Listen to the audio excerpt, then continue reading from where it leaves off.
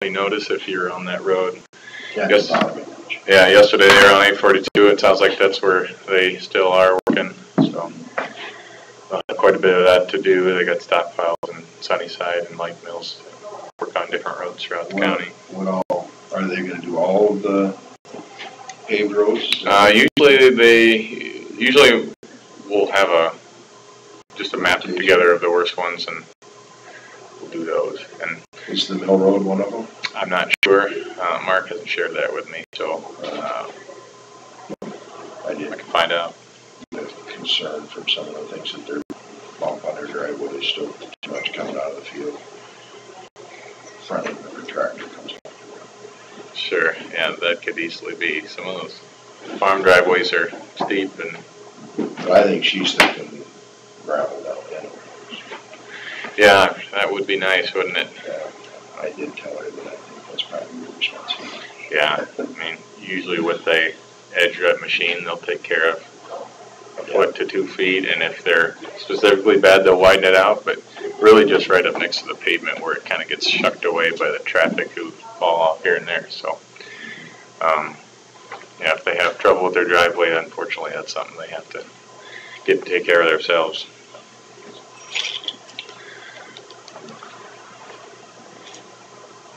So we also have our H19W box culvert getting set today.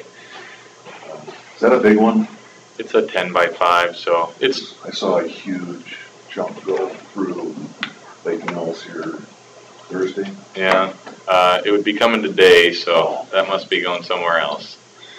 So 10 by 5 is pretty good load, but it's not as big as, some of the other ones that we put in that are 14 by 10, 12, whatever. So they're setting that today. They did get the crossing pipe last week, but they'll be putting that in the ground after the box culvert's in. I can't remember if I mentioned that last week, but we'll be doing the tile crossing there with the box culvert. 80, 80, 84, or 82. I looked that up last week too.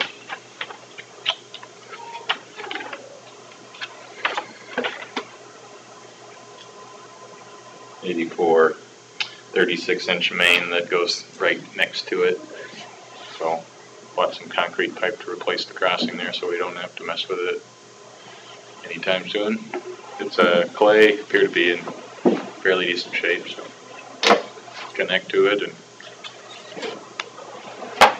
get that part fixed under the roadway. What was that you said?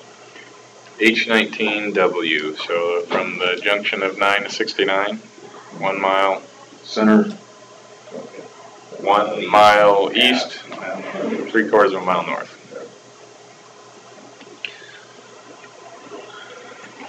So I got half-mile closed they're working on where there's nobody living.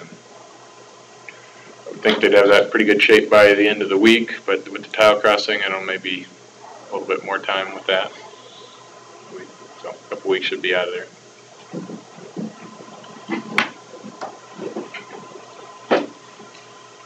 Anything else for secondary roads? Yeah, I'm sure the crew, Mark has probably told you, but they got that detour going. They're working on the railroad crossing by Lake Mills. It's disintegrated all the gravel on 212 and 460th. I mean, it'll probably come back some, obviously, when it dries out. 212 and 460. The gravel road goes straight west of the shop in Lake Mills.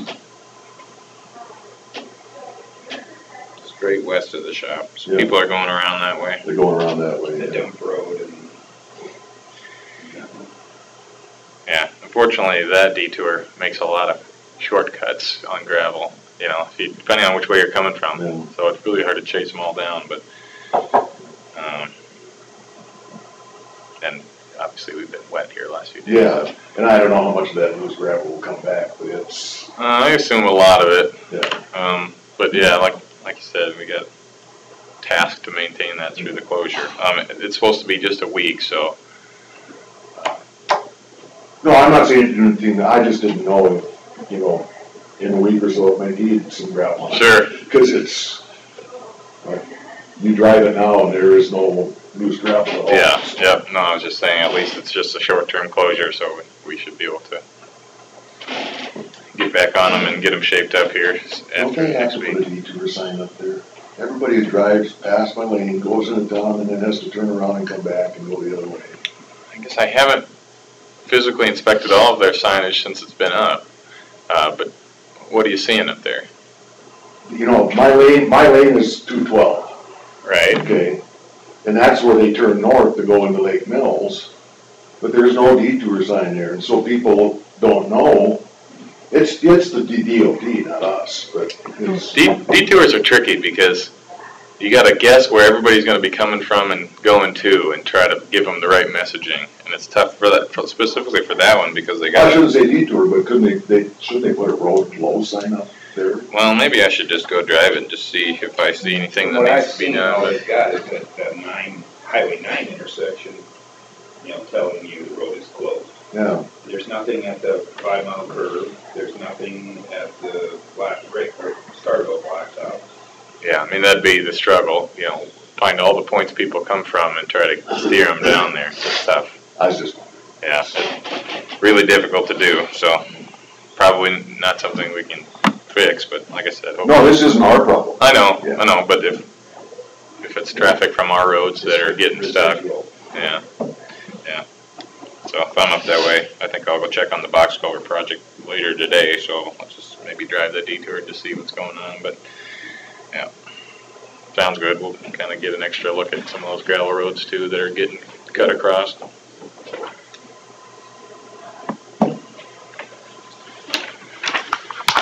Anything else? Number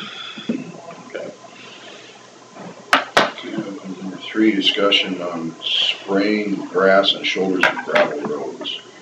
I had it brought up to me by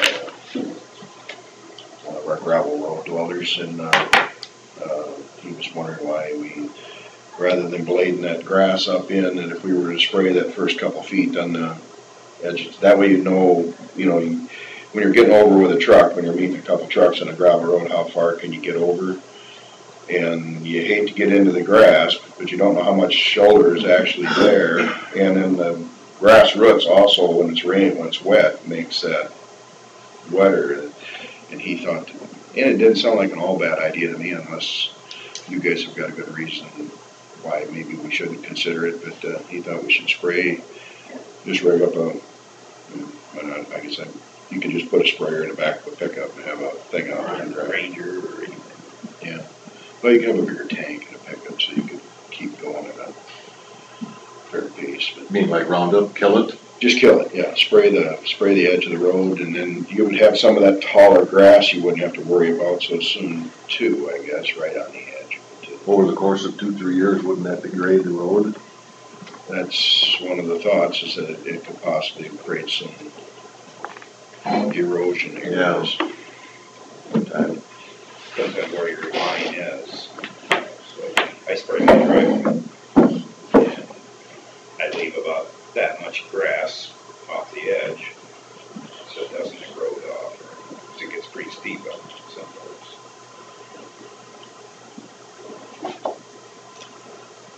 What was your guys' thoughts on that as far as? Yeah, well, I put together kind of a list of what I thought might happen if we did that. And I don't know what exactly your plan would be. Like if you went to the edge of where we blade to, through the most of the summer, then I think that wouldn't have any major consequences other than the cost of it. But if you went any wider or hung it over the edge of the shoulder, then I think that we would end up with erosion similar to what you see on new shoulders, like what we did on A16 and R34. When you put new dirt or new gravel down, you see those little rills that go down the whole way, every 20 feet or so. So you got to constantly kind of keep those worked back up. And in those cases, we're really trying to get some vegetation on that corner to hold it all together. It kind of acts as a fiber and binds it together. If we went too far down the slope, we might also see some weed problems, if it's not something that we're spraying regularly. So just like you'd see for a farmer who gets too close to the fence line or to the ditch with the Roundup. Usually you'll see weeds come there eventually because the grass has much better ability to control weeds. And then something you might not think about, but the grass acts as somewhat of a filter, and this is why you get some high shoulders on some of the roads, is that when the traffic comes by and they'll scatter the rocks, it'll kind of roll to the grass and stop. And so if you don't have that, you might lose more gravel off the sides of the road and eventually have the need for more gravel. And then I think most importantly, that grass adds some stability to the corner of the shoulder. So if you lose that and you drive there, I think you'd see a lot of people sinking in pretty bad. I mean, you see that already, with that, going 2 feet of grass and going the next 2 feet. Even that 2 feet's pretty soft. And if you cord it out, you wouldn't see very much gravel there, just because. Yeah, if you want to see what it does, go up and take that detour, because people are getting close to the shoulder and it's degrading it pretty fast. So, and I know it's wet, but it's. Yeah. And that 2 feet of grass does keep people from getting too close to the edge of the shoulder where it might kind of squash out. It takes a lot of maintenance just to keep them where they are as is. With all the heavy loads that get close to the edge of the road, you squish it out a little bit, and then it grows grass again, and you squish it out a little more. And it's constant maintenance necessary.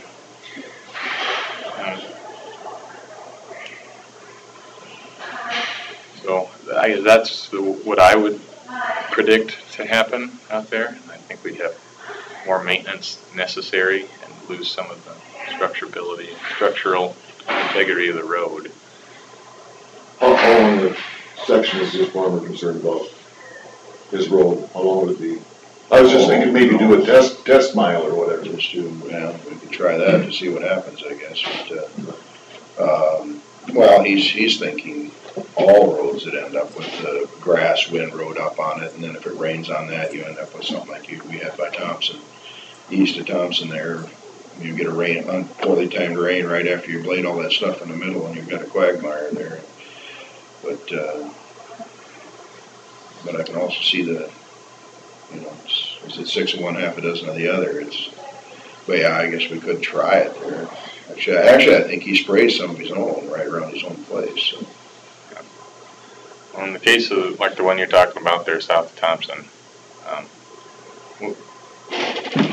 there's only a certain time of year and a certain time frame where we actually pull in shoulders like that one, which is pretty dramatic, where you take the blade and hang it all the way over the sides and pull it all to the middle, try to get all the gravel and mixed material out of the shoulders and try to put that back on top of the road, gain your crown. And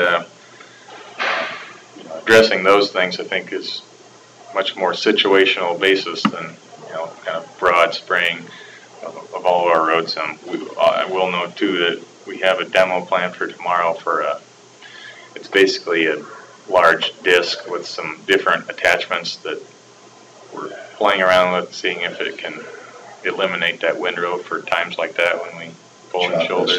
Chop it up so that you can spread it out. When you get big sod balls in there, they don't spread very well, so if we can chop it up a little bit, maybe we can spread it back out, and then we won't have that concern. And if there's a handful of those times where we do aggressive reshaping, then we can fix it up the day we're working on it. One instance where it wasn't aggressive reshaping, it was just normally laying in the road, and then it rained right afterwards. Yeah. Somebody from Buffalo Center didn't navigate it properly and ended up driving through the ditch and buckled into the road. But that's things like that. You should probably be driving slow.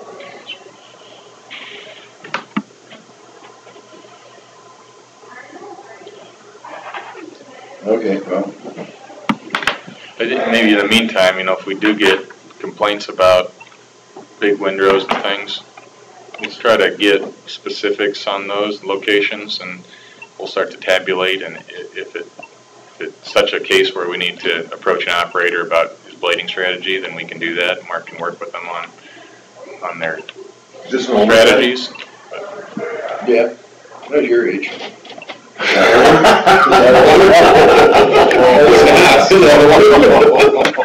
Yeah, I did accept that. No, I just, because I've seen that all my life on gravel roads, I mean. Well, yeah, but it is one thing you do hear complaints about though, when they get the grass bladed up on the road, but that's just, well, there isn't much of an alternative, other than paving them. That's, improving. Certainly would get rid of the windrows, yeah. Living in the country. Yeah. Needs to move to town and they can get used to that TP living, right? Yeah.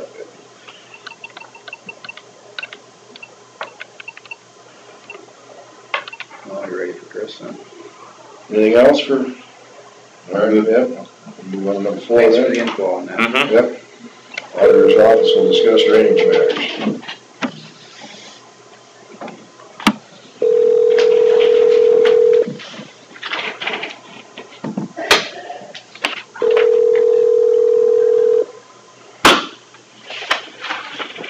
Your call has been answered by a VIA IP office. Chris Oswald. Is not available. To leave a message, wait for the tone. When finished recording, press pound for more options. Record at the tone. Hi, Chris, this is Supervisor. We're looking for you for the drainage. Thanks.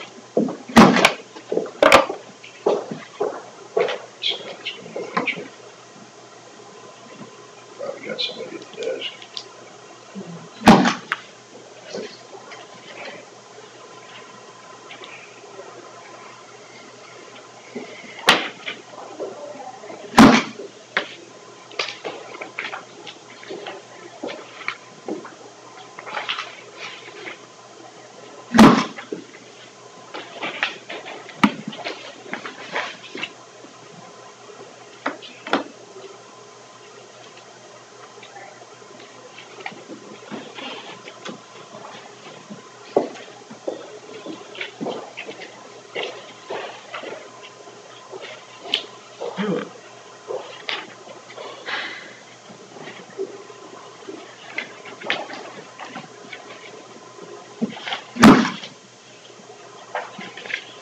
We don't use an answering service like Ring Central do. I got an email on my county email yesterday from Ring Central. I'm thinking this is some kind of a test, yeah. We don't use a service called Ring Central, do we? There was a link I could click on to read the text of the message for me. So it must be a phishing thing. Yeah. I got one. I thought it was a little suspect too. I thought it was one of those. Gotcha. That was. Thing was, I couldn't hover over and get anything out of it, so. I'd look at it and see which one it was. I don't want to do it on my phone. I always do it on a computer at home where I can control it better. Touch screen and other things don't work well. Morning, Chris. Good morning. All right. I was on the phone with Tyler, so. Okay. All right, auditor's office will discuss drainage matters. Did you all get my copy of the emails to Drew Swears? And then he replied? I didn't see the reply. He just replied this, I guess I don't know if it was late yesterday or early morning. Okay. So he finally gave me the bid stuff. I forwarded it to you guys because. So you can get it in the paper? Yeah. And I thought, I got my answer. So the last 2 weeks it was, I'll have it to you by the end of the week. Do you know what you're trying to say? Is it scarier having us out there? Yes. It worked out. Yeah. Or maybe it was just when it rained and he didn't have time to stay at the farm. Yeah, I don't know, but I was just glad that I got a response because I've already sent letters and I've already done my part. I didn't want to have to redo it. So we should be okay there. Any other concerns on drainage? I don't think so. I have none. See, Valley Services is doing some work out there now. Mm-hmm. Good.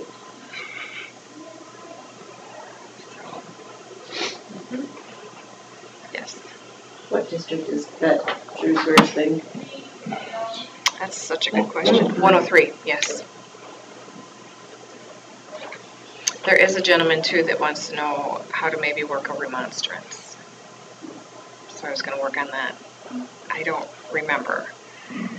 Start with the Peter. Maybe.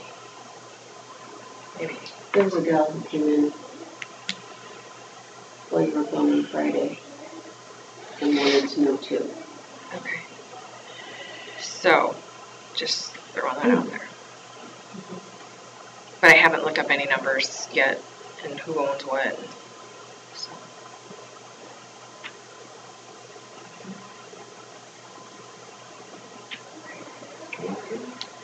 Else for me? Number 5, consider for approval contract for reclassification of DD 3-11. I got the 2 bids from WHKF and Jacobson Westergaard. And in looking at,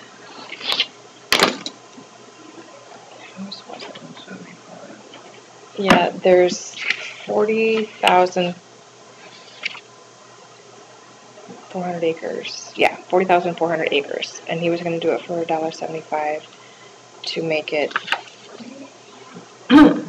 I can't read upside down, I'm so sorry. No, There we go, okay. I was having trouble finding the right side up. Right, so WHKF did a blanket of 82. So they were close. So they were close, yeah. I liked it that we had sent it out the way we did to get it more apples to apples. Mhm. So Now I we would have have a been, template for every time we send it out. yep. And they just both wanted to make sure that we don't want to reclassify the outlying drains. I do not want to. Just the main, whatever's in it should be in it. So. Well, weren't we gonna come up with the criteria itself, how we? Did I forward? It's in the specs. Yeah, I put it in the specs. I found that from INS. Okay. So I thought that kind of sufficed to what we were talking about. So I went ahead and did that. That's how they. That's what they did. Okay. Yep. So we feel like it's apples for apples. Right. I feel better about what they're giving us. Yep. So it's up to you It's guys. good to have 2 fairly competitive bids. Mm-hmm. Yeah, they were close. 82,000 and 70,700, was it? Yep. So I So, suppose yours is right at $2 Yeah. and I didn't. Yeah, I suppose it is.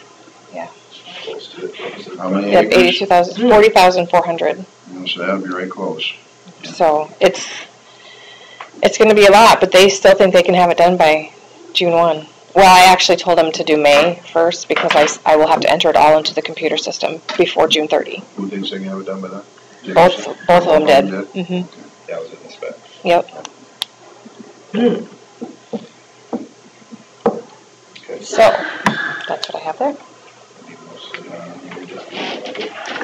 Yeah, I'll, make a motion to approve Jacobson Westergaard. Approve the contract to Jacobson Westergaard for reclassification of DD 3-11. And then if I'll second it. you can sign that for me, please. Motion from Jensville, a second from Derby, to approve the contract with Jacobson Westergaard for DD 3-11. All in favor, say aye. Aye. 70,700, or $1.75 an acre. Okay, right here.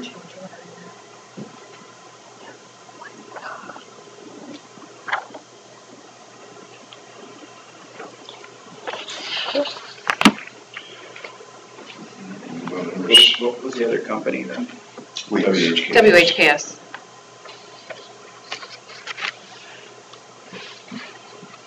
Move on to number 6, consider for approval of change order number 1 for DD 54-52-17 lot 6 ditch. That is a change order that's coming through that will be paid by the DOT. It's for some extra support under that culvert that it's in there right of way. So the ground was a little different than they thought, so they need to make it more sturdy.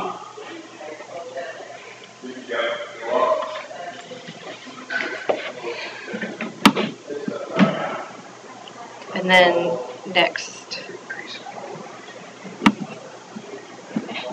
next Tuesday, we will have a pay estimate, and I believe that we'll want to have both, like just do a teleconference with both boards, the Hancock County, to approve that.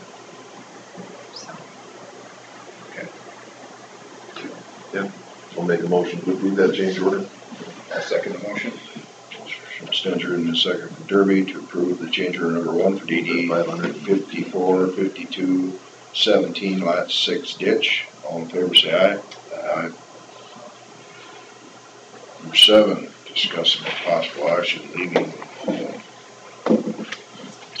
mental health region. Can you sign that? I'll take it home with you. Not really. Well, I never got home with it. I had to turn around and bring the one back.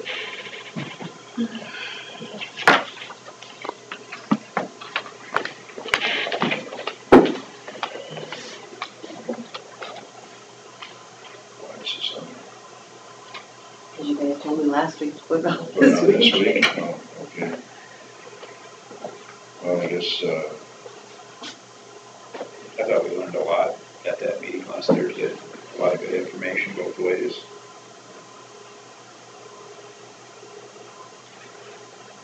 yeah, I just got a email from a text message from another supervisor in another county about wondering what we wrote in our letter, so they're intending to write a letter too, I guess. Any idea how they're all swaying? Or I mean, beyond our group, our 3.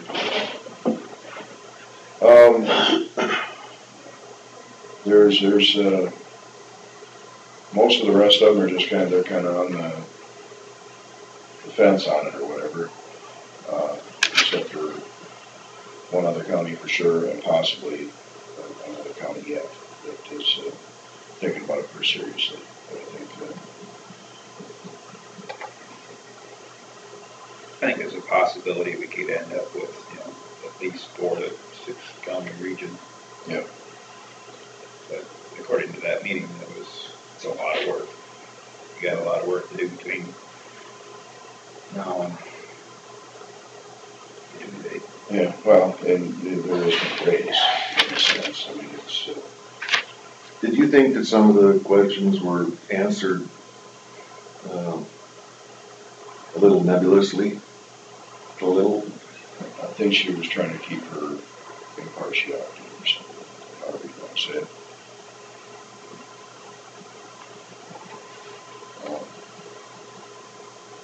She absorbed a lot of our information and documented it. She was there learning.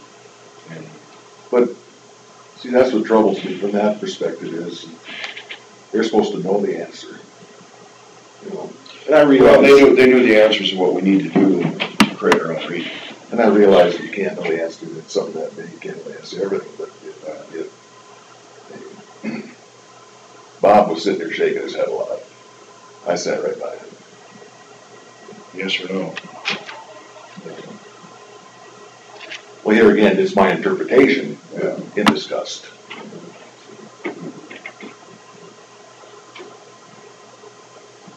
I have found that he nods his head a lot even when he's not liking what he's hearing. I think some of the hesitance by that gal, what's her name, Jan? Yep. Yeah. That, a lot of decisions would be made by a board or committee. They're not made by her, so she can only give factual information. Well, I can guarantee if it's a state arbiter, we're doomed. I think as long as you do the paperwork correctly, you could probably, I don't know whether they can really tell you what you can do or not. They can make the parameters from which you have to meet, the hurdles you gotta get over, but I don't think, from the way I understood it, that they can't stop you from doing it for any reason. there may be some financial reasons that you may not end up wanting to do it, possibly. But, that's yet to be seen. And that's a concern for me. Is it financially viable to do this?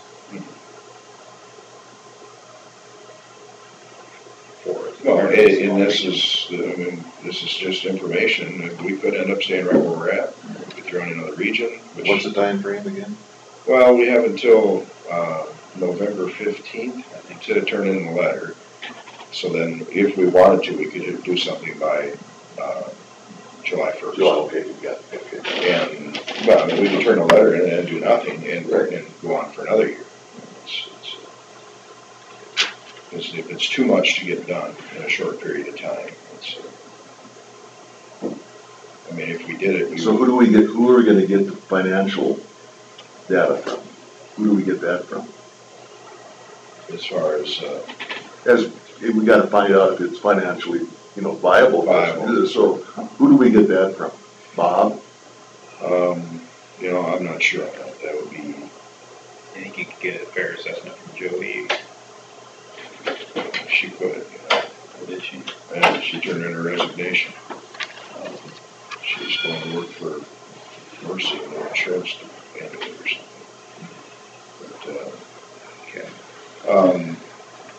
But, Wouldn't that be a concern? well, we know what we put in, Right. and we found out what we're putting out. Except for work, yeah, we'd have to get some of that information. There's some scout numbers there. Yeah. We got We would have to get some information, I assume, from Bob, which is, in theory, it's all public information. How he ever stopped us from seeing some of it before. somebody told me We may not be at this point if you just share it right away. that the programs they're using doesn't allow them to extract it by county, and they're working on that with that. Well, yeah, and or per patient, in a sense, county of origin on the patients. Yeah. No, just neck hurts, that's all, don't worry about it, it's all right. Keep straining forward. Yeah.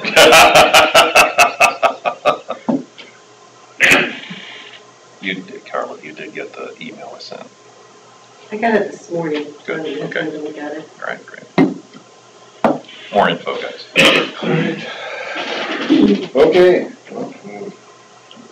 Well, I think we should continue to talk about this every week and see if we're running out of time before the 15th of November. I think we just need to keep it on our agenda. Good.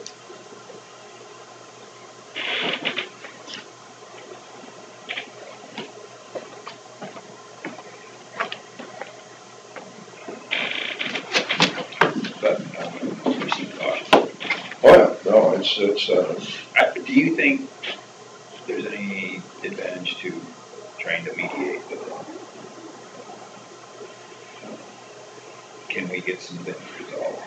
well, a lot of this would go away if he could, if the CSS region could figure out how to make everybody's levy or their money they put in represent as closely as possible their population's use of the services.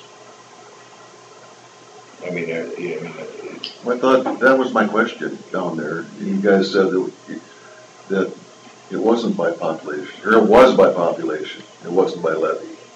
So. well, we levy $35 per person in every county. Right. And some counties But are we are spending using $50 or $60 per head, but Right. we're covering, Right. some smaller counties are covering the distance. Right. And that's one of the things I would like to mediate with them. Can we come up with a different plan that, I don't think that goes to mediation. I think the only thing that goes to mediation would be whether we can get out of the group or not. Yeah. That's the way I understood it. that there's mediation for issues we have? Oh, yeah, that would probably just be us. For instance, the lifelong links is an issue with us. Yeah. Why are we paying for that? We were outvoted. Yeah. But we think it's something that's not necessary. think those rules are steadfast out the state. It's worth looking into, you know. I wish I had all the answers. All right. Then you'd be the CEO of the Yeah, people left long ago. Okay, any other discussion for that? Move on to consider for approval semi-monthly county claims. Christie's got those sitting in the desk. We do that later. So we can put it off. All right. You got Eric here.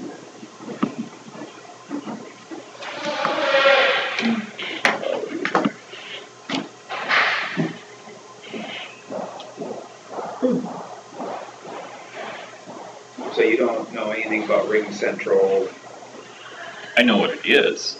I've used it personally. Why? Well, I got an email, says I have a message. From Ring Central? Ring Central sent me an email saying I have a message, and if I wanted to see the text of it, I could click on this. Mm-hmm. Instantly, that set up an alarm for me. Yeah.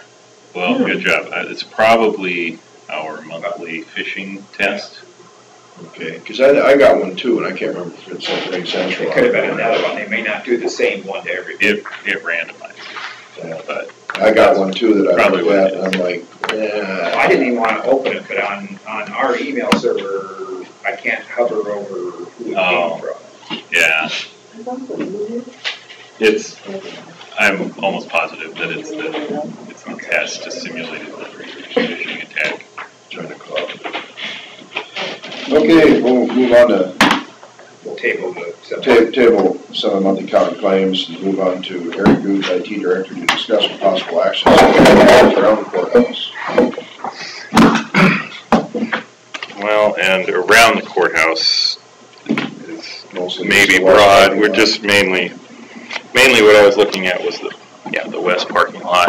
It's been brought up to me several times since I started, and several times recently. How many responses did you get from employees and fender benders? Well, yeah, I sent an email out to our employees, and obviously there's a lot more than just our employees that are having fender benders and stuff in the parking lot, but I was just curious what the employees had, because that's the only people I can really just ask.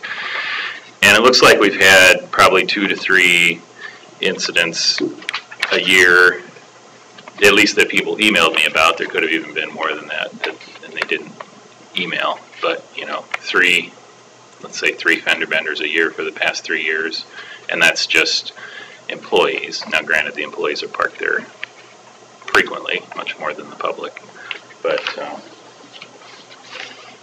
that was what I found there, and I was going to just give you guys a little reading material that I found interesting on the internet. It's some random website, but basically, devil's advocate, cameras don't necessarily deter crime. They don't necessarily prevent anything from happening. Not a deterrent to crime, but they help solve a lot of it. They can, yep, but a lot of times, as this is pointing out, and this is not necessarily a super thorough research paper or anything on it, but a lot of times this is saying the video can't be used as evidence because it's either not clear enough or it's not conclusive. Well, we saw a man walk over there, but you really can't tell if they keyed the car or not, or if they just walked past it, that kind of thing. I haven't heard of people having problems with getting their car keyed out here, but, and even they have new, really high resolution cameras. It doesn't necessarily solve the problem, lighting, different angles, that kind of thing. So it's not like if you put a camera out there, it's the magic bullet and all crime is immediately solved. When you watch these different shows that have video evidence on them, and you see how unclear it is, it's I thought by now with today's technology they would have cameras that would be. Yeah, Well, and you know, some people have older camera systems, and maybe that's why it's unclear. Other times, you know, we can put camera out there, but if something happens on the opposite end of the parking lot from where the camera is located, if it's really far away, you know, especially on TV, they're probably zooming in, and when you zoom in, it fills up the screen, but then it gets pixelated looking. You know, that's when you can't really ID somebody at that point. You know, and the higher resolution cameras cost more money.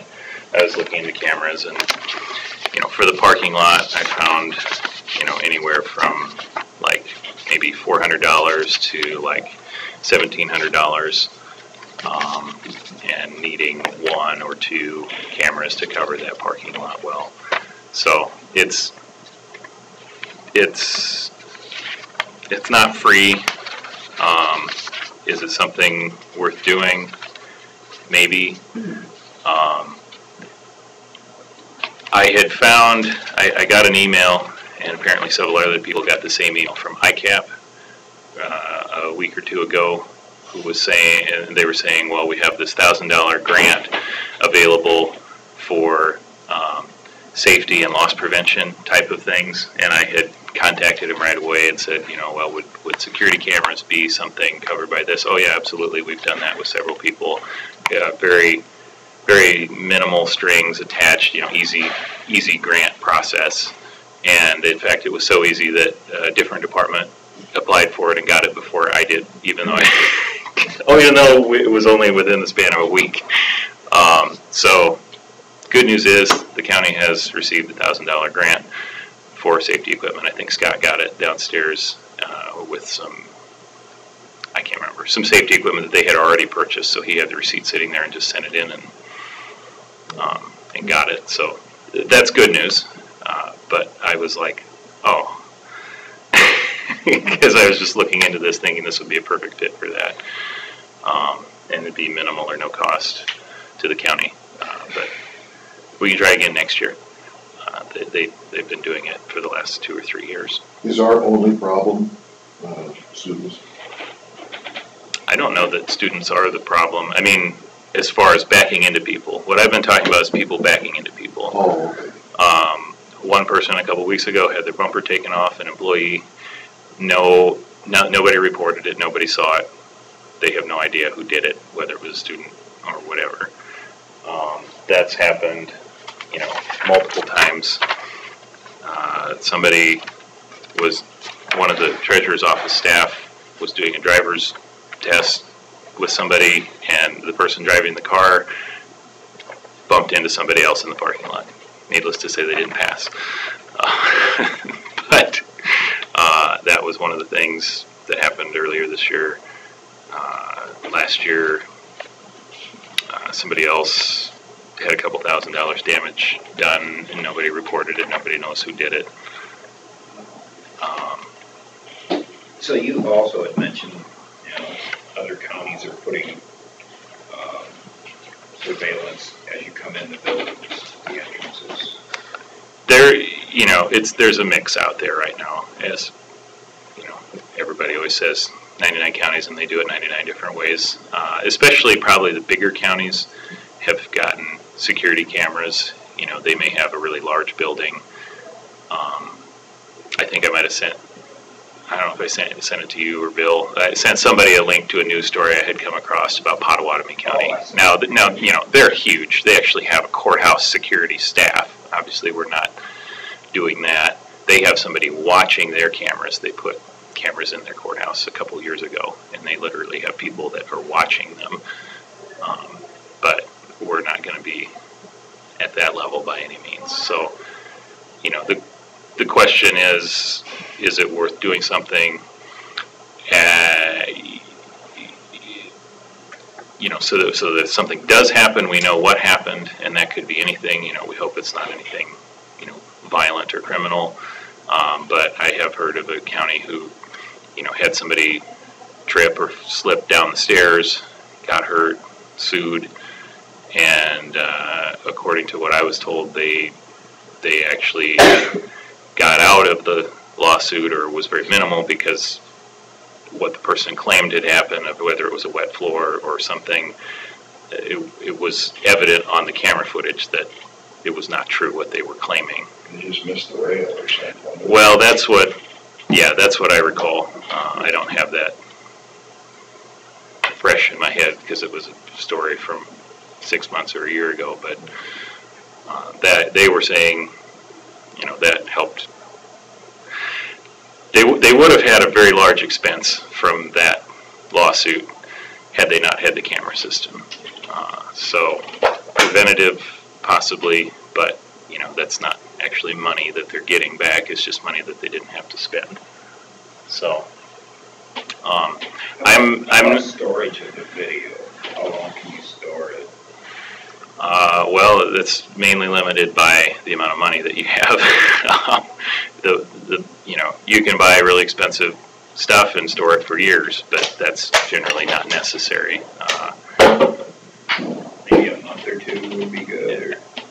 Really it just depends. If it's the parking lot, I guess if we were going to put like a camera in the parking lot, my goal for that one little project would be, let's have the footage for a week or something like that. So somebody realizes when they, go home from work that their car got hit, we have, the footage from the day, and hopefully we could see what happened or who was around there. But again, I have mixed feelings about doing it. It takes work, takes maintenance, takes money. Is there a benefit?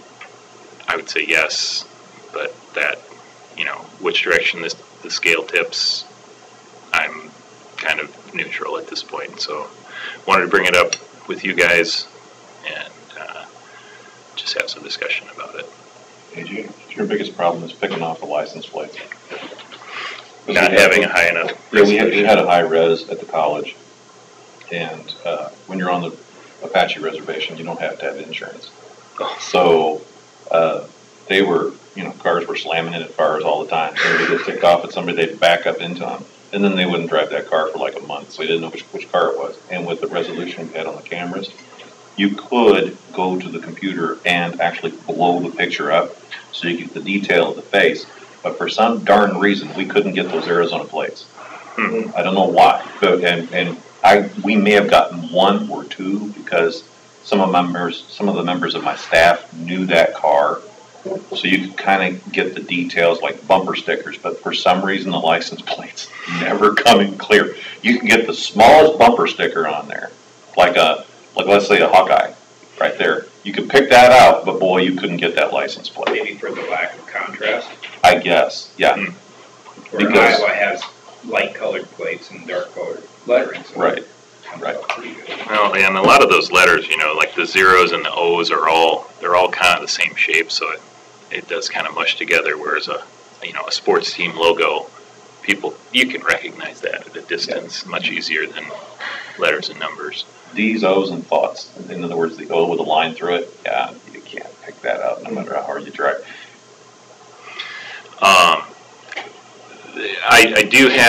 I talked to actually the company that we did our phone system with. They also sell security cameras, and we were talking to him, and he's sending me a demo unit of a particular one so that I could hook it up and just try it, maybe just hold it out there for, and capture some video for a minute and see, what kind of results we get out of that, if we could read a license plate or not, if that type of camera would even be worth considering if we want to do something, not committing to anything. Like I said, the pricing's kind of all over the board as far as generally, the quality of the camera, how high of detail it is. And I'm focusing just on that parking lot right now. I'm not really looking around the building. I did get a quote a year or two ago from a company because it had come up in discussions like with the security committee and with the court folks, and I think that was in the range of $40-some thousand to put cameras like all around the building and stuff, and I don't think that's money that we really have. What's your guess on just the parking lot? I would think $1,000 to $2,000 should do it, and And if we want to do that as kind of a trial run to see if there's any benefit to it and see if we actually get results. I think I'd like to see, what that camera they're gonna send up to you looks like. Sure. Yeah, it's supposed to be in the mail. So if I get it and have time to tinker with it before next Tuesday, I'll ask to get put back on the agenda, and I can give you a demo of what the footage, Screenshots of what it looks what the like. footage looked like. Sure. I think if we're doing it just to catch somebody that bumps into the car, I don't think I can support it. I mean, that's just one of the disadvantages of parking in a parking lot. Yeah, And and I don't if you disagree. don't, try to find a spot on the street, Well, Or even, they can happen there too. it's only a block and a half away down, a big parking lot, so it's. Since you're uninsured motorists or whatever insurance that covers it, and they jack the rates up a little bit, that ain't too comfortable to you, I guess. Seems to go along with any accident, even if it's not your fault. Yeah, and as far as I don't think it would be, I don't know if it's in the taxpayer's best interest to put a camera out there so that we can protect employees' cars. But, as I was having some discussions with staff about this and about, with people that have had their cars hit, a point was brought up of, well, it would be covering the public's cars as well. So if somebody from the public was in here, did business, got their car backed into, because it's not like the people are just hitting the employee cars. We would have the footage of that too, potentially. So it's. But from an employee standpoint, we got a huge parking lot a block and a half away, Well, and somebody could back into somebody there as well. It's just people drive cars into things. It happens. Yeah. Okay, well. I'll see if I can get that demo unit and show you guys what it looks like next week or the following week. And if you want to do something, I'd be glad to work on that. All right. Number 10, Eric Booth, IT Director, to discuss possible action IT expenditures.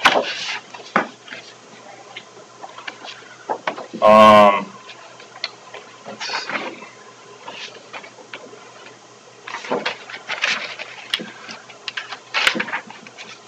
I was actually looking for a different claim, and I came across this one, and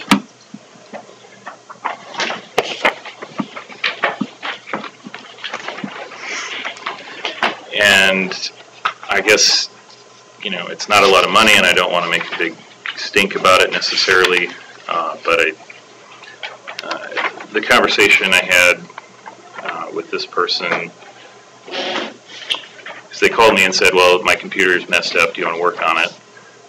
Or can you help us? And they said, it's a Mac. And I said, oh, well, we really don't work on Macs.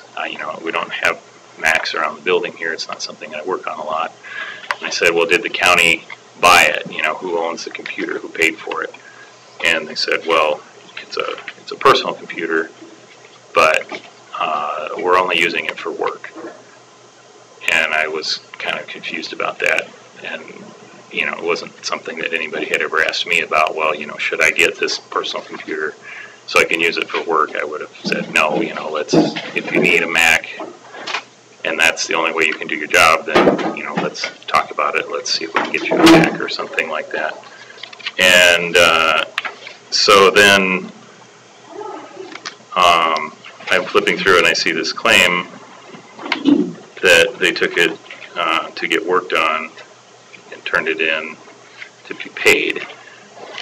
And I guess I'm just questioning if that is what we should be doing. Well, I know which computer this is. It's not hers, it's the second one in the office. And it's one she does graphic design on for our purposes. She does a lot of the layouts of all the brochures and tourism stuff. Sure. So I know it's being used for county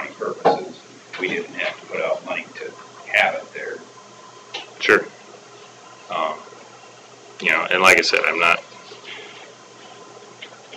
I'm just questioning, you know, if she needs it for work, you know, I mean, sure, I drive my car, personal car, you know, for work occasionally, but it doesn't make sense for the county to buy me a car. But if that's what she does every day for her job, for the county, then I don't understand why she's using a personal computer. I agree with that. Now, I mean, that will cost us more money than this. That's my concern. We want to. Depends. If it gets going. 10 to 20 times as much, but, because Macs are not cheap, but, The other problem is if she's working on stuff for the county, it's on her personal computer. If she leaves, All the work should be proprietary to us. right, it should be on our system. That too, and where did she pick up this virus?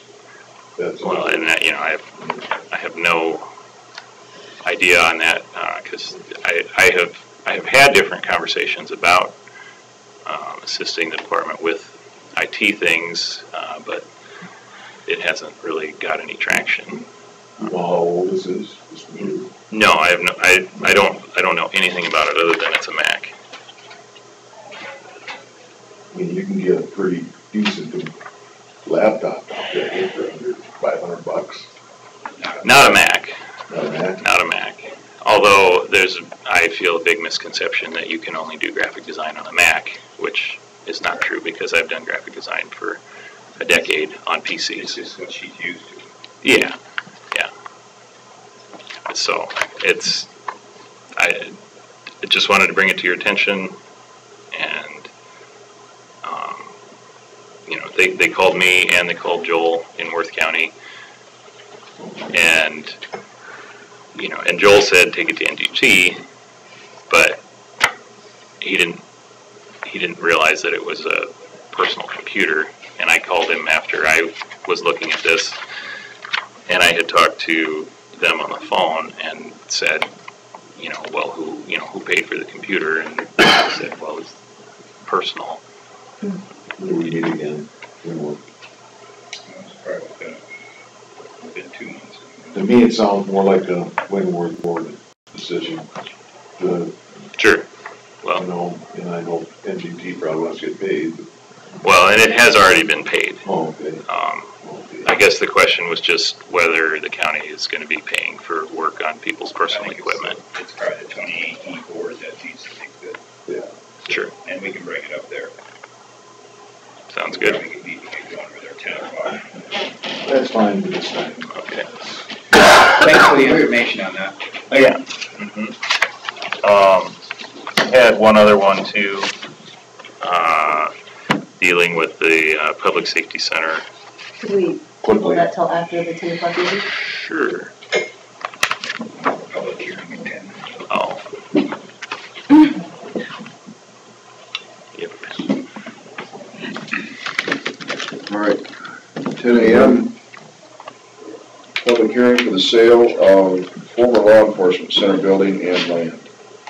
Make a motion to open the public hearing for thus said. I'll second the motion.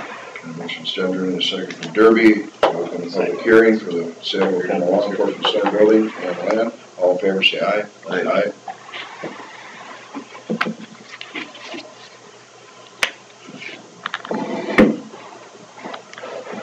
Kevin, did you ever find those receipts on the asbestos?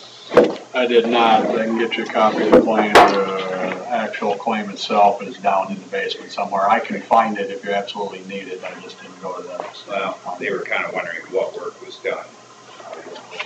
You know what's left. Well, what was done was the 9x9s are gone. 9x9s in the basement. The steam tunnel's cleaned out. I guess what I need is some type of a document for them to look at. I'll try and find that. I'm not 100% sure it's going to be on there, but I will certainly try and find it and see. Just call the company. I'm sure they have a Yeah, I can do that. Yeah, they'll have a record of that. So.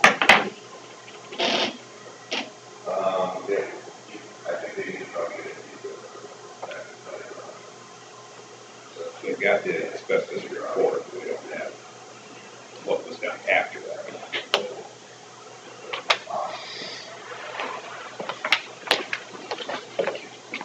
There is interest. Oh, is there any more comments from the public as far as, how we proceed with? I make a motion to close the public meeting. I'll second it. Mr. Sandra and second Derby to close the public hearing for the sale of former law enforcement center building and land. All in favor, say aye. Aye.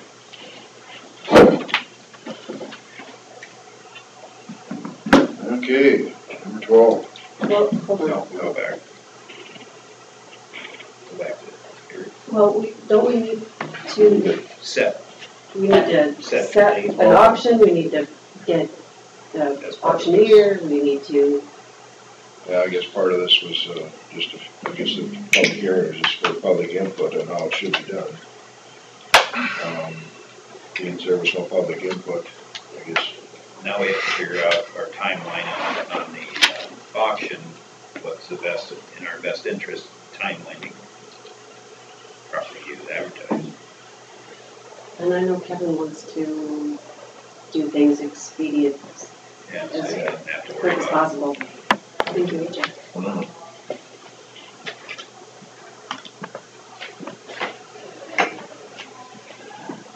I would say, let's just decide on who's gonna sell it, and then Kevin and the auctioneer can get together, write up a sale bill, write up the legal description, because they're used to that.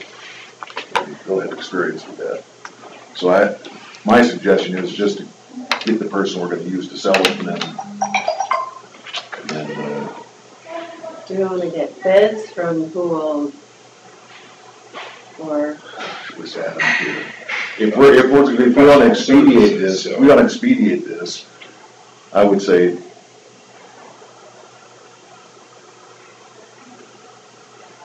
like I said, I don't even know if this is legal, but put the names in a hat, just draw them out of a hat. But if we want to expedite it, you know. Well, I guess a bid would basically, We got what? auctioneer would just be who has the lowest percentage for doing it. But you also gotta look at the proposal on how they're gonna market. Advertise it and stuff. You have to look at who we think would do a good job in doing that. What is it, 2? Larst and Elvison? In the county. There used to be 3 now. Yeah. I don't think, well, it's tough to talk in a public meeting. I have confidence in Bruce. Bruce has a lot of experience in real estate. He has sold at auction buildings in Mason City, Clear Lake. And so, but I gotta be careful because I'm distantly related to, you know, my wife is his cousin, or her cousin. Business is business. I guess it sounds like he's probably got the most experience with that kind of stuff. Yeah, I'll leave it up to you two. Yeah, I'll make a motion and enter into a contract with Bruce Hubson for the sale of the former law enforcement center building and land. Okay, I'll second that. Motion, Derby and second Chesbo for the county to, I suppose we have to ask him if he wants to. Yeah. I suppose, to explore entering into a contract with Right. Bruce Get the Helgeson details to from him and auction off the former law enforcement center building and land. Minus the tower, I suppose. We were gonna keep that, right? the lease. Or we're gonna sell the whole thing, but we're gonna enter an agreement with the owner that, We have, Yeah. lease, all right. All right, all in favor, say aye. Aye. So who's gonna, is gonna have Kevin contact him or we can? I'll call him. we do it right now, just get it done. Or are you gonna call him? I'll call him. Okay. Get the details from him on when he as soon as possible. Yeah, as soon as Emphasize possible. as soon as possible. Well, let's just leave that up to Carla. Just go ahead and take care of it. The date, make sure the legal description. As Oh, soon as possible, especially. Yeah, Andy, you can work with Adam on that way. how much area you're gonna need for access? Not a lot. I mean, we're gonna set that prefab concrete shelter, hopefully next week it's gonna set there. We've got a lot of the pre-work done. It's just about getting the generator set, electrical hooked to it, the utilities run to it as far as, fiber and telephone line. That shouldn't take too long because WCTA is gonna be doing that. So hoping here, and we ran into some hurdles yesterday because, like I said, I booked next Tuesday to have the move from Mason City here. Now there's some issues with the power lines and the cranes from OSHA. So I told them, let's just do whatever we need to do to get that shelter from Mason's next Tuesday or next week early as we can. Because that pad, Groves poured it. He said he had like 2 weeks of cure on it to make sure that it's going to be good and cured. So what you're looking for is we would enter into this contract with this person with a 99-year lease or whatever. Yeah, Of that land, but then we also want easement to access it. absolutely. They have to allow you. Yep. And it's just, we're going to set it as far to the west and the south as we can, with probably about a foot clearance around the pad right now. I don't think we have to identify where the access will be, as long as we can get to it. Yeah, they Right. just allow us access. If you're gonna have a gate on one part of it, or? It's a locked steel door concrete Okay, so there's enclosure, no so we're not going to fence put around fence it or up.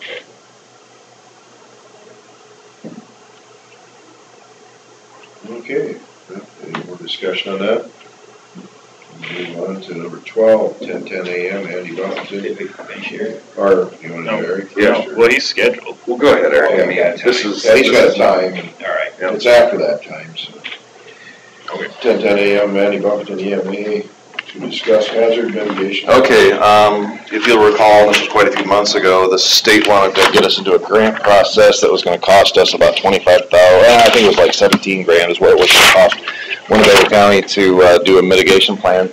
So what I've been doing over the last few months is going around from city to city, town to town, talking to the, city councils and anyone interested, doing what's called a hazard analysis, excuse me, Jay. A hazard analysis risk assessment. So I've done it with every one of the communities and all the school districts, and now it's up to the unincorporated area of Winnebago County. So we have to update our plan every 5 years. 2012 was the last time it's been done, so obviously we've got 3 months to get it completed. This is one of the last parts of it. I have to go back around and have quick meetings with the rest of the elected officials, and then what we have to do here today is we have to go through, on the second page, there's a list of about 20-some hazards, front and back, and we have to decide if that could possibly happen in the unincorporated areas of Winnebago County. Now, take out of account any of the incorporated areas that lie within Winnebago. So it's unincorporated only. So we're going to go through that list. We're going to decide if it could happen. If you say, yes, it could happen, we'll keep it. If you say that's not a possibility of it happening, we're going to scratch it off. And then once we get done with that, we're going to go back and we have to score it. So we're going to score it on probability. So what's the probability of it happening in any of the unincorporated areas of Winnebago? Then we're going to talk about the severity, that if it does happen, what's the impact to lives, homes, and property. Then we have to talk about warning time and then duration. And so it's about a 10-minute process, 15 usually, depending on how much discussion you want to have. But is there any questions before we jump right in?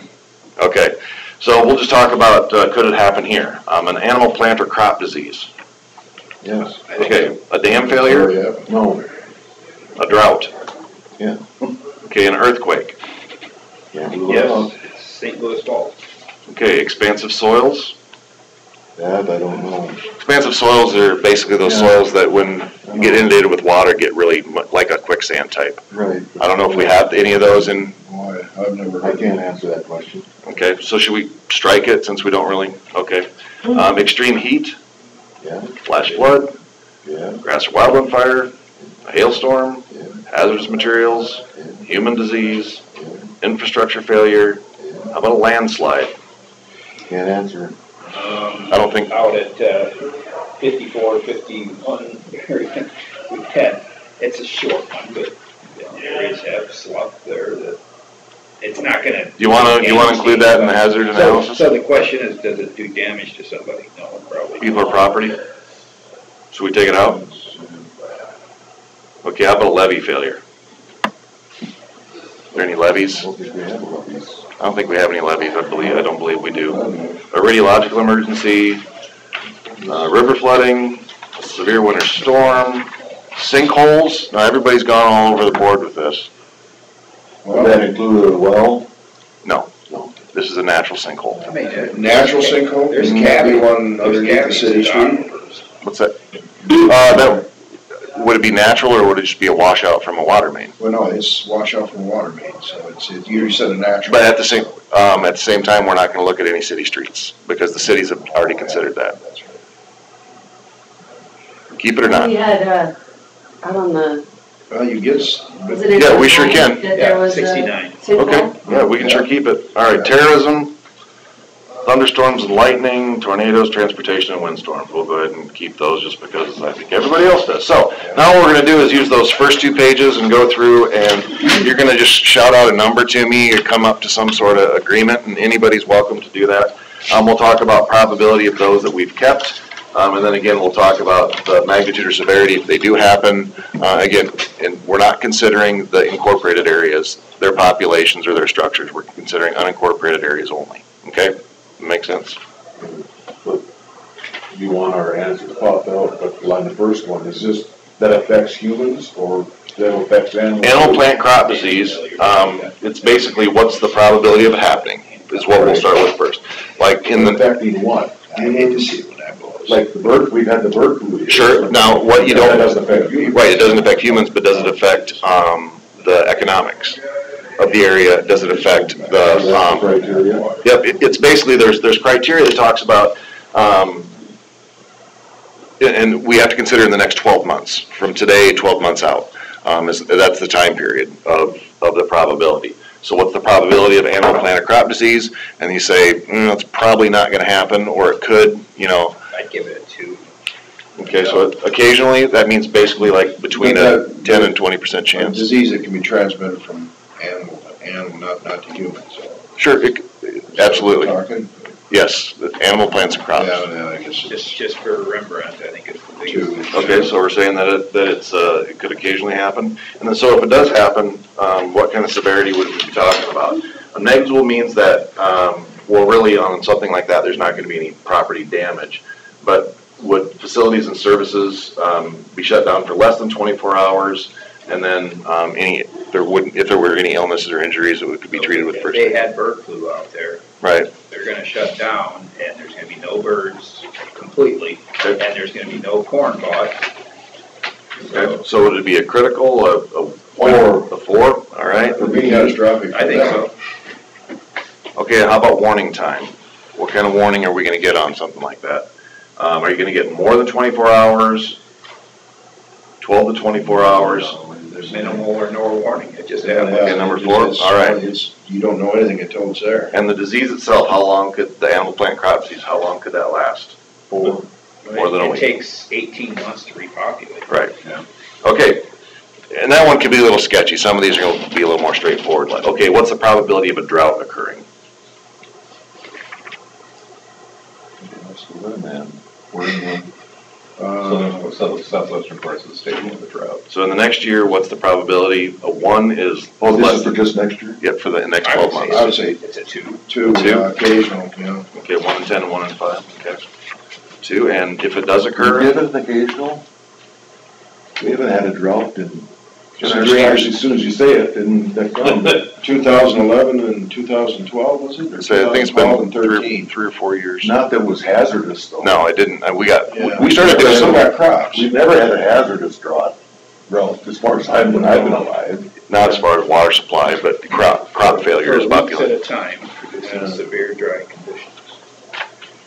It was weeks at a time in severe dry conditions, but the Right. crop still relatively survived it, so. Okay, That's so fine. do we want to change the, No, go okay. ahead. And the severity, what were we gonna say on it? How severe?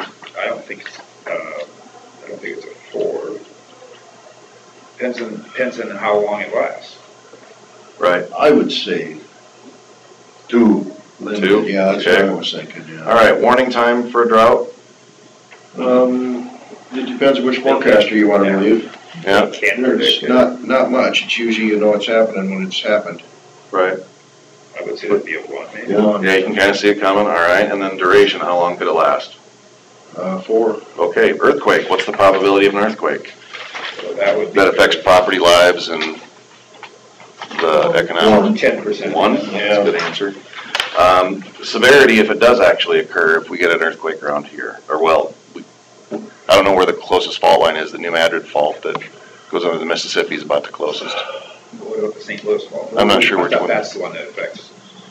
This is for the unincorporated, then I would go for catastrophic, because I remember as a kid, the Alaska earthquake, it actually knocked out wells around here. Really? Our well I was- knocked out. I was personally at the World Series game out in San Francisco when that one hit. Okay, Really? Yeah, still have my ticket stuff.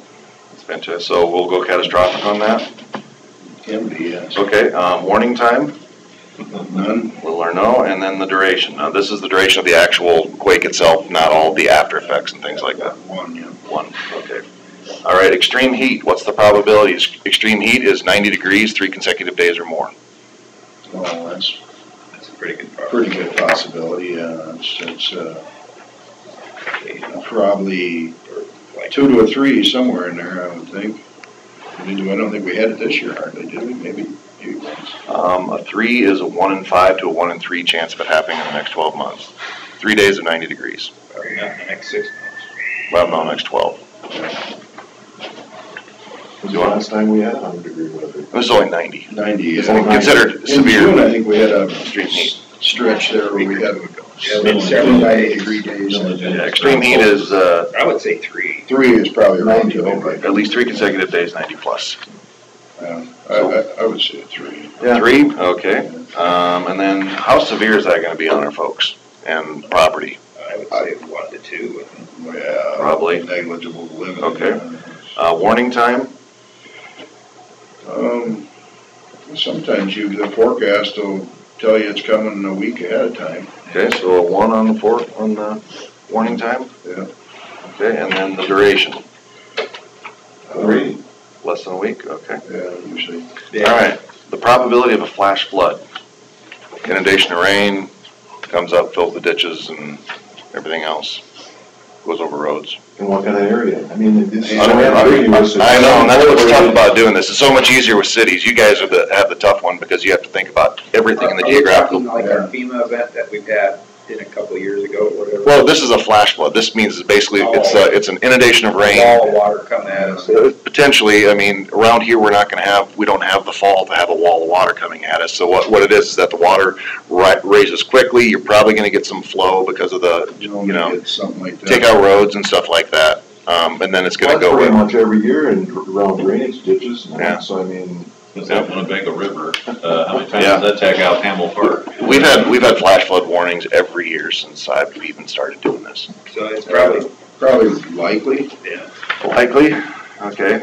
And then, as far as severity, how bad can it get? I think 1 to 2. Yeah, I would say limited at best, maybe at 1. Okay, all right, good. Warning time? I think sometimes, I think they're pretty good at 1, yeah. So, Okay, and then duration? How long? or, well, maybe. Well, this is the actual event itself, not the after effects, Yeah, yes. yeah, usually the rain's done within 6 hours, I'd say. Hopefully less than 6 hours, right. Okay, the probability of a grass or wildland fire in the unincorporated areas? I would like that. Okay. It's occasional, I would say, yeah. Okay, and then, how severe can that be? Not very. Pretty isolated. Oh, I So, remember when they had that, Wow. that would include a Yeah. cornfield, right? it does include cornfields. I remember when they had that one by Buffalo Center here a few years ago, and it was, But it doesn't damage it. But it doesn't burn into the acreages or anything, and, I mean, a lot of corn burnt, but, Okay. they, What kind of warning time do we have for, grass or wildland 0. fire? 4. Okay, and then, the duration? of the fire itself? 2, less than a day. Sounds good. Yeah. Hailstorm, probability that a hailstorm will occur in the next 12 months? 4, Okay. And then how severe would it be if it occurred? Boy, Isn't it? have you been down by, Fleming? Hancock in there? Boy, that was just, I went Yeah, I through got the it. other day, man, them fields are just level. Yeah. Is this financial? It can be, yes. It's economic, property, and lives. Well, I yeah, mean, it completely demolished the property crops, but Yeah. financial, Well, I would hope that everybody had insurance, so. roofs and. roofs, windows, stuff like that, trees getting blown down. We've had several events that's taken out a lot of. So what kind of severity do you want to call it? 3, Critical? It can be for the areas that get it, and Okay. it was for, Okay, what kind of warning time do we get on hailstorms? 4, yeah, And how long does a hailstorm normally last? less than 6 hours. Fantastic. Okay, a hazardous material incident. Monster gets out of the box. What's the probability of that going to happen? Gets out of a pipeline, gets out of a tanker, gets out of a train car. Fire at, like they had Northwood up there. Yeah, that could, yeah. So Yep. we Yeah, have, that would have to be in the country though. we Right. have a couple of, gas lines. Yep. County. Yeah, we got some LNG lines plus, I don't, Well, we got our feeder lines plus our main lines. sure. One main line anyway. 'Cause Right, so in the next 12 months, what's the, Country. estimates, yeah. What's the probability of a hazardous material incident in the next 12 months? Remember Oh, Thompson's I pipeline, would say Thompson North was. Yeah, I would say probably a 1. A 1, okay. And then the severity if it does occur? It would be limited to that area, I would think. Okay. And then what warning time do we have for a hazardous material release? 4, and duration?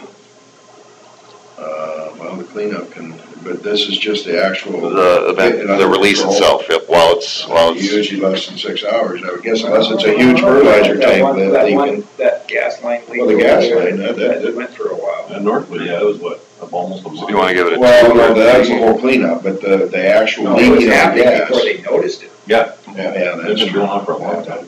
Okay, do you want to say less than a day or less than a week? I'd go 3. Yeah. 3, okay. So, Human disease, let's think of something a little more serious than your common cold.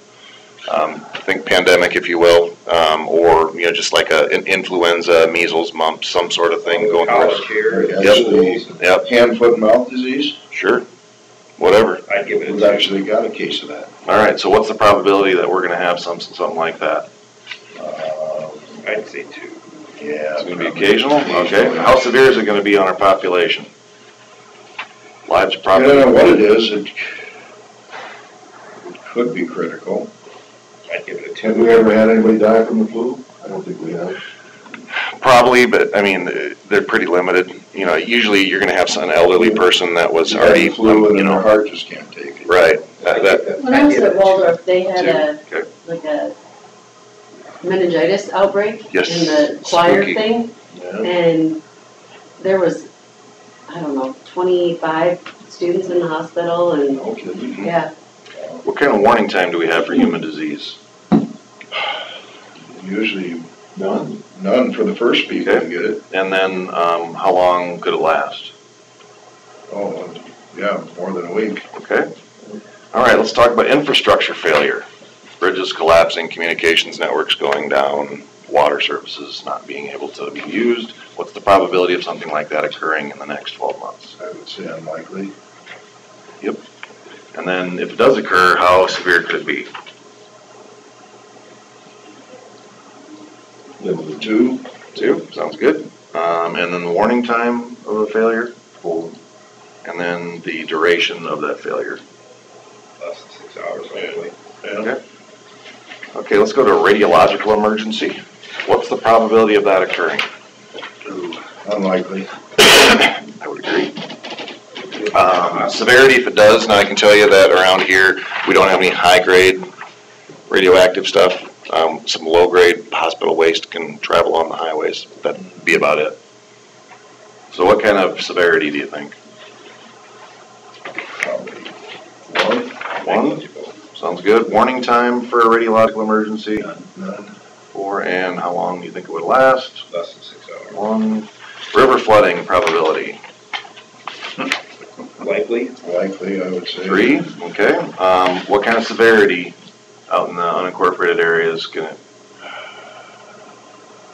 I'd say 1. Yeah. We don't build in the Yeah, flood zones. Winnebago County is Yeah. very, they've done a good job. Warning time for a flood? Sometimes, That's a good answer, yeah. Because usually we can see it coming, Yeah. rain upstream. Okay, and then how long could it last, the flood itself? more than a week, sometimes. 4, okay. Severe winter storm. Probability of it happening? 4. Okay, 4, sounds Yeah, great. How severe is that usually for us? It depends upon where you are. Where you are and how you're feeling when it happens, I In guess. past, it's been limited. I would say. Or less. Yeah, negligible and limited, At times it has economic benefits. Right. As long as it's not too, as long as there's not ice, should we give it a 2 in case there's ice and Yeah. stuff like that with it? Okay, and then warning time for a severe winter storm? Usually 24 hours. probably 24 or 2. Okay, give it a 2, and then the duration of that severe winter storm? Usually 3. 3. Less than a Yeah. week, good answer. Sinkhole probability, That's pretty minimal, I think. unlikely, okay. And then, 1. severity, 1, yeah. severity is negligible. Warning time for a sinkhole, 4, and duration of a sinkhole. And that's really from the time that it 1. forms and becomes complete, yes, thank you. Terrorism probability, Well, unlikely in the rural areas. Going up, but yeah, I would they say. haven't got to the middle of the company. If it does occur, what's the magnitude or severity? Well, if it did, like if they were, If it did, it'd be catastrophic. I would think. if you had a lot of people in a rural area, this is, but Just the this, mental health. We're spread out enough to where yeah, you No, know. terrorism can also be like the introduction of Okay. foot, like FMD, foot and mouth disease among, swine. Imagine the economic impact of that would be Yeah, devastating. yeah. Warning time of a terrorist event None. and the duration. 4. Okay. Thunderstorm. Oh, wait, no. Oh, wait, yeah, I'm Yeah. sorry. Yeah, no, that would be, Less than 6 hours or, okay. yeah, Sounds probably. good. Thunderstorms and lightning probability of it happening in the next year in Winnebago County. Highly likely, I would guess. Yep. And then severity. Oh, limited probably. Okay. Warning time. Probably 2, Okay. And duration. usually less than 1. Yeah, One probably less less than than 6 hours, I guess. Most thunderstorms are over. All right. A tornado in Winnebago County probability in the next 12 months. Occasional. Yeah. 2. Solid. The magnitude of severity if it does occur, again, unincorporated areas.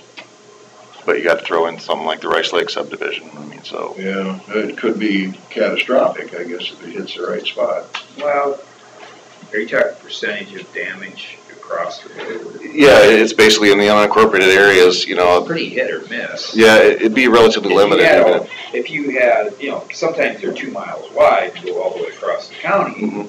that could do some damage, but it's still only 2 miles across the county. Sure. It's not more Right. than, But it could also kill a few hundred people too, right, Yeah. 20%. so. What do you call that? Critical or limited? It's up to you. Well, it's probably, it all depends whether you're lucky or not, I guess, where it goes. I mean, Would services be shut down for about a week or more than a week if we had something roll through? Well, I think that it wind really farm, you took out that wind farm, you take out a huge amount of infrastructure, and that's all out in the rural area. Absolutely. You could take out electrical line service that feeds from one town to another. You could take out. Well, if you use that criteria, then it'd be catastrophic, because that's Sure, and that's fine. It sure can be. tax revenue a year. Yeah, geez, yeah, it sure can be. All right, what kind of warning time do we have for tornadoes? Oh, usually, 6 to 12. yeah, minimal probably. I'm gonna write 4 because the average is 12 minutes from the time that they're discovered to the time that people get warned up.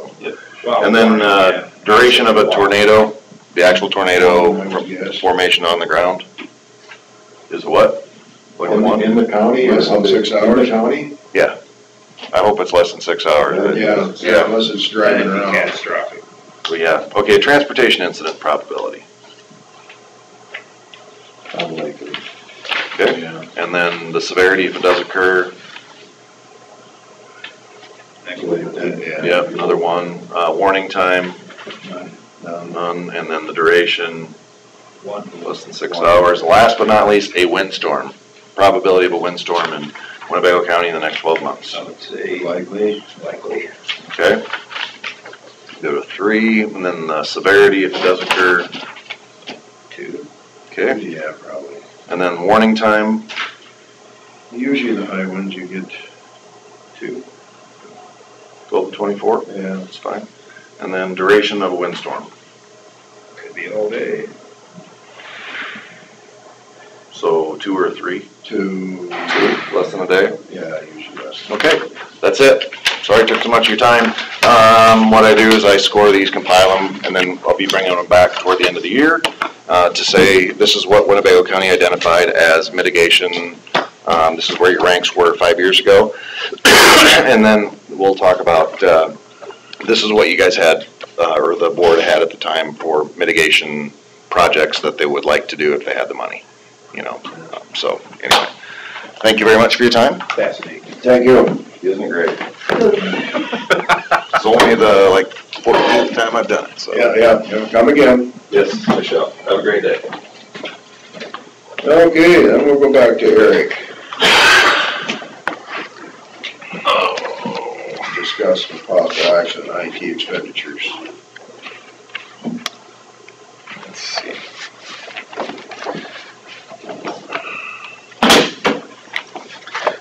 So, the other piece that as far as just looking through some different claims and things, I guess, correct me if I'm wrong, but was it am I understanding correctly that when everything was decided about who was doing the IT stuff with the Public Safety Center, like back in April or whenever that was, I know I had said I don't want to be involved, but you guys had said, well, still just look at the claims, and if something stands out to you, bring it to our attention. Right. Am I in the right That's what I remember. ballpark there? I remember thinking about that, but I know you didn't want to care to do it. So I can remember deciding that issue. Well, My recollection was that we gave the direction to do that, we didn't vote on it. yeah, so you didn't ask me to, I'm not part of the process of things getting paid in general, but, if I'm flipping through, I look up claims a lot because just wanting to know what we did on something, before and whatever. So anyway, I was going through there, and I found 2 of them that I guess to me don't have nearly enough detail.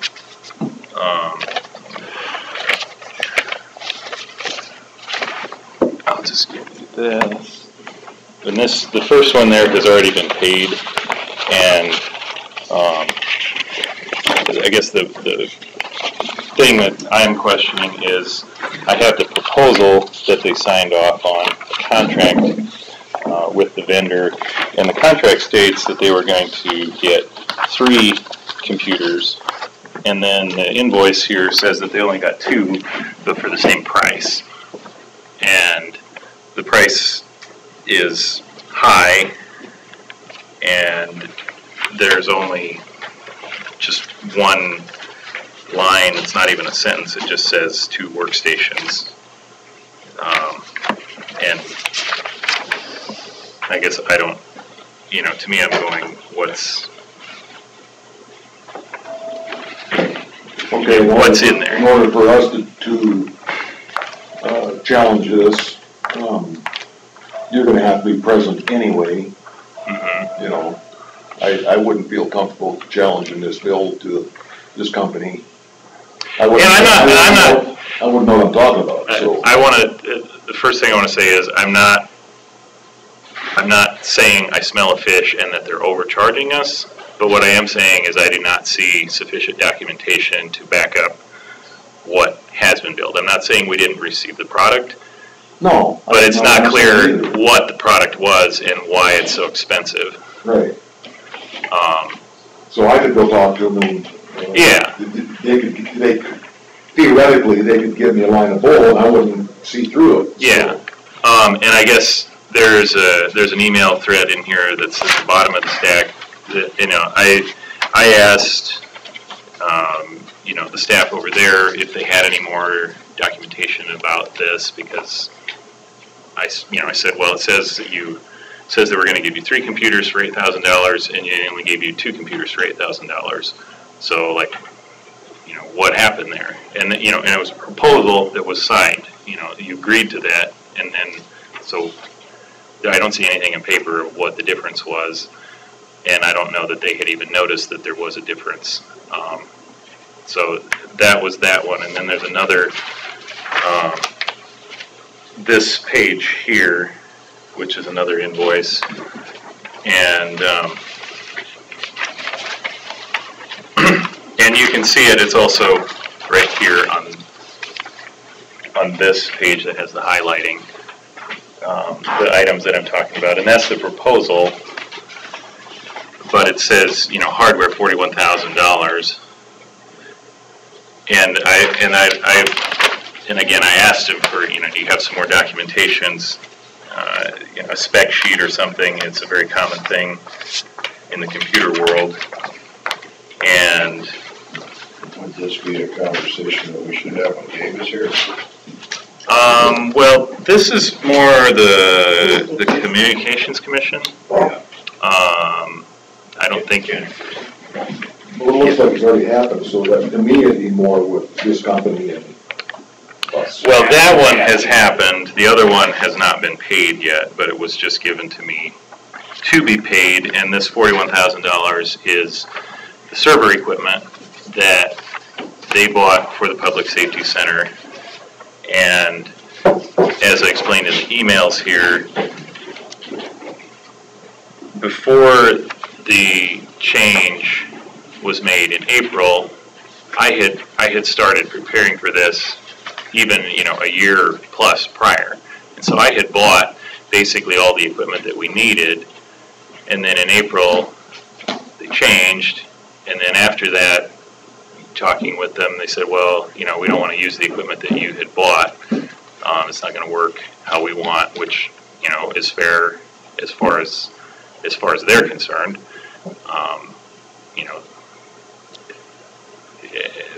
I had a different plan than they had. But so now they want me to pay this invoice out of my budget because that other stuff was paid out of their budget. And rather than have $40-some thousand of equipment that we're not using, I said, well, the county can use that. It's more than I would have bought for the county because it was intended to handle their capacity. But it's not going to waste, at least. We didn't throw it away. We're using it. But, they want me to pay this invoice, but I don't feel comfortable paying that out of the county without more detail. And so I have asked for more detail. I haven't gotten it yet. There's a question of whether more detail is needed or not. But does this rise to the level they haven't come in and talk to us? Who's him? This company. Brian. I don't think it needs to. If somebody can, there should be, and I don't. Yeah. There should be this page. Anytime you buy a computer, whether it's at Best Buy or Amazon or Dell or a server or NGT, they should be able to give you a page like this that shows, it's got this kind of processor and it has this much memory and this much hard drive, and boom, boom, boom, and all I have is one line item that says, well, okay, they broke it out to 3 on this page. This says server for $32,000, and these other 2 items, which still, I've never bought a server that costs $32,000, so I don't know why that one costs so much money. I'm not saying, again, that they're overcharging, but Okay? I don't understand. Justify yourself. I'm just being thorough. Yeah, I know it, so don't justify yourself. Let's take care of it. I mean, one of us, it's either bring him in here, or you and one of us, or just you, has to talk to this guy. I'm not the customer though, so I'm paying the bill, but I'm not the customer. But that's why we have some interest in this.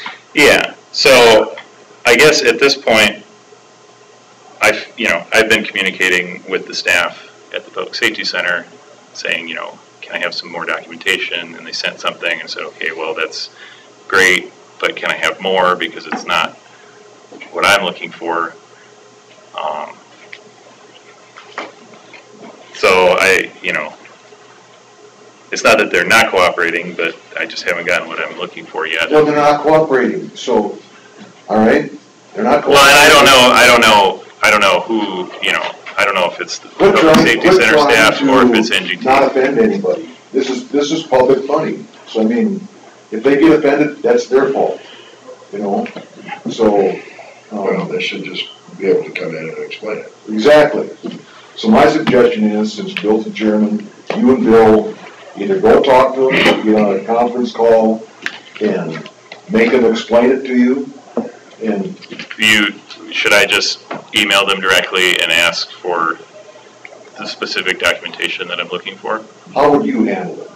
That's probably what I would do first, because there's no reason to have a meeting if they can provide documentation and verify, what they sold us is what we got, and this is what it is. Okay, that's fine. That's all that I want. Explain why there's 2 instead of 3, and. Yeah, and is there something that's better about the 2 that can actually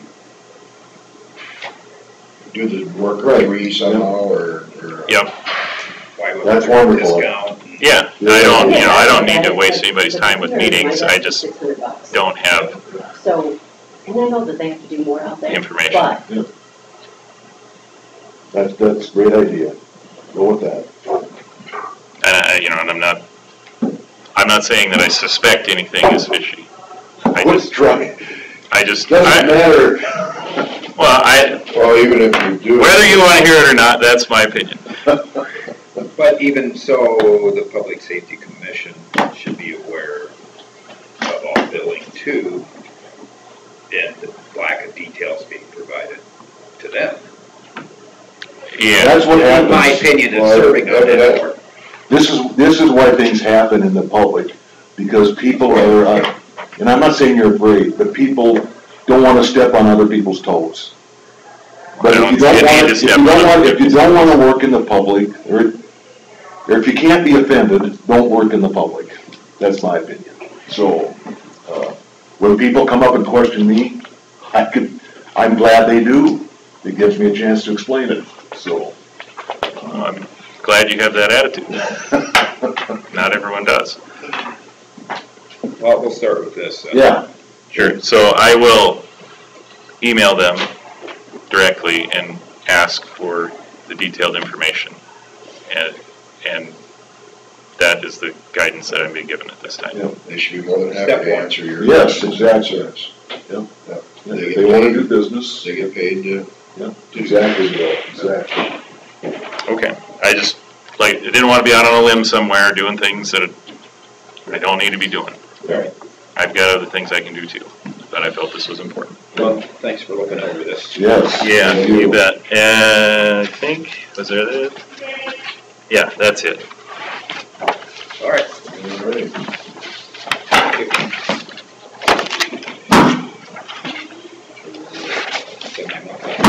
Yeah, we never did, go back to number 8. I did that last night. Okay. I'll make a motion to approve that. Second it. Motion by Sturgis, second by Derby to approve the semi-annual county claims. All in favor, say aye. Aye. Okay, then we're down to open forum. Anything? I don't think I had anything. No manure?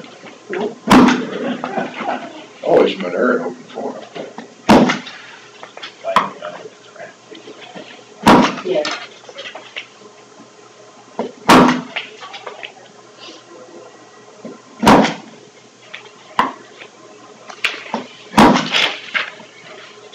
Okay, consider for approval. I guess we're still processing with that.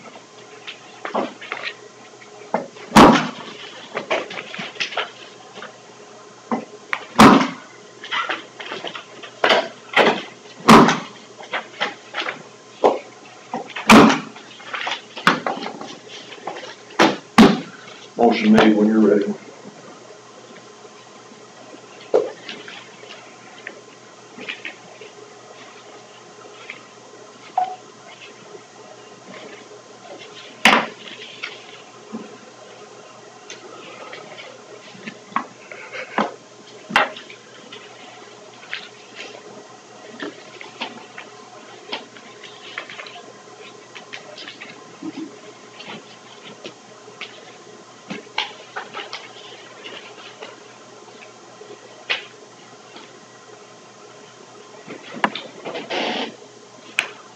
Oh, under open forum, I'd like to mention that I've heard John Carlson retiring from the conservation board, so we'll probably have to come up with another replacement there.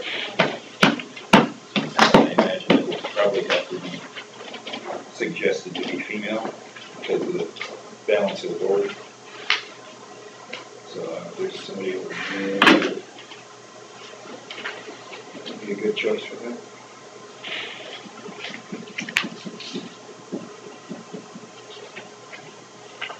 Okay.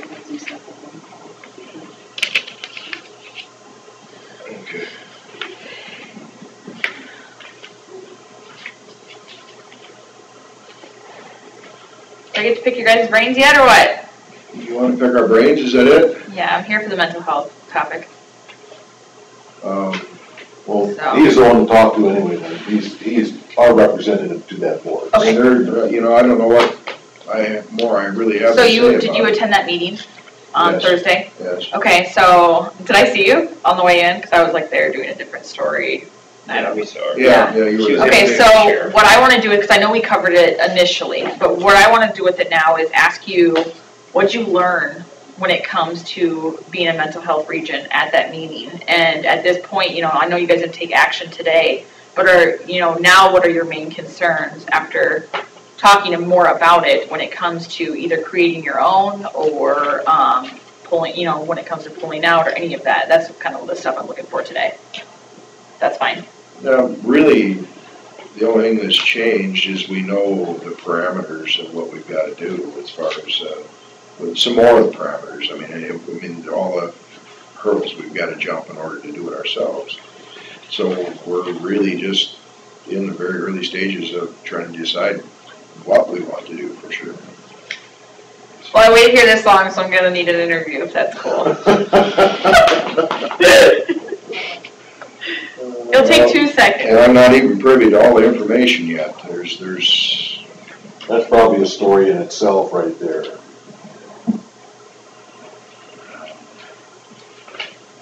In fact, I know it's a story in itself. Well, you wanna just sit there?